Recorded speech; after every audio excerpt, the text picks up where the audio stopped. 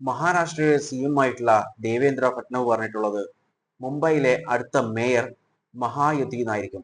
മഹായുതി നമുക്കറിയാം, അതൊരു പൊളിറ്റിക്കൽ സഖ്യമാണ്. BJPയും ശിവസേനയും ഒക്കെ അടങ്ങിയിട്ടുള്ള ഒരു സഖ്യമാണ്. ഇദ്ദേഹം അവിടെ മാത്രം നിർത്തിയില്ല.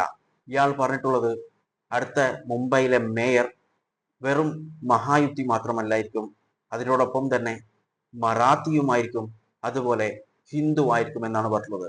നമ്മൾ മനസ്സിലാക്കണം, ഈ ഫട്നവിസ് എന്ന് പറയുന്നത് ഒരു സംസ്ഥാനത്തിന്റെ ചീഫ് മിനിസ്റ്ററാണ്. ഒരു ചീഫ് മിനിസ്റ്ററിന് പറയാൻ പറ്റുന്ന ഒരു വാക്കാണോ ഇയാൾ ഈ പറഞ്ഞിട്ടുള്ളത്? ഒരിക്കലുമല്ല. യഥാർത്ഥ ഇന്ത്യയാണെങ്കിൽ ഒരു CM ആയി ഇയാൾക്ക് ഇനി തുടരാൻ പറ്റില്ല. പക്ഷേ ഇവിടെ തുടരാൻ പറ്റും. നമ്മൾ മനസ്സിലാക്കണം, ഈ CM ഒക്കെ ആയിട്ട് സത്യപ്രതിജ്ഞ എടുക്കും. ആ സത്യപ്രതിജ്ഞയിൽ പറയുന്ന ഒരു കാര്യമുണ്ട്, I do swear the name of God solemnly affirm that I will bear true faith and allegiance to the Constitution of India. Indian ഭരണഘടനയോട് വിശ്വാസതയും കൂറും കാണിക്കുമെന്നാണ് ഇതിലൂടെ വ്യക്തമാക്കുന്നത്. നമ്മളുടെ ഭരണഘടനയിൽ എവിടെയും പറഞ്ഞിട്ടില്ല ഒരു സ്ഥലത്ത് അവിടെ ഹിന്ദു മേയർ ആവണം, അല്ലെങ്കിൽ മുസ്ലിം ആവണം, സിഖ് ആവണം, ക്രിസ്ത്യൻ ആവണം, എവിടെയും പറ്റില്ല. ഇന്ത്യൻ ഭരണഘടനയിൽ പറഞ്ഞിട്ടുള്ളത് റിലീജിയൻ വെച്ചിട്ട് ഡിസ്ക്രിമിനേറ്റ് ചെയ്യാൻ പാടില്ല എന്നാണ്. ആ ഒരു കാര്യമാണ് ഇവിടെ ഇയാൾ തെറ്റിച്ചിട്ടുള്ളത്. അപ്പോൾ ഇയാൾ ഭരണഘടനയ്ക്ക് എതിരാണ്. അങ്ങനെ വരുമ്പോൾ ഇയാൾക്ക് ആ പദവിയിൽ തുടരാനുള്ള അധികാരവും അവകാശവും ഉണ്ടോ? ഒരിക്കലുമില്ല. രാജിവെച്ച് പോകണം, അല്ലെങ്കിൽ രാജിവെപ്പിക്കണം ആ പാർട്ടി.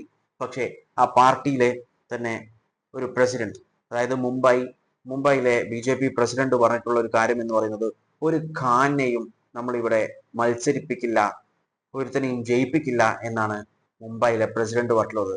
ഇവിടെ ഹിന്ദു മേയർ ആകുമെന്നാണ് ആ വ്യക്തിയും പറഞ്ഞിട്ടുള്ളത്. ഇവിടെ നമ്മൾ നോക്കേണ്ടത്, അവിടുത്തെ മേയർ ഹിന്ദു ആയാലും മുസ്ലിം ആയാലും ക്രിസ്ത്യൻ ആയാലും സിഖ് ആയാലും ജെയിൻ ആയാലും ആരായാലും പ്രശ്നമില്ല, അയാൾ ഒരു ഇന്ത്യക്കാരനാവണം എന്ന് മാത്രം.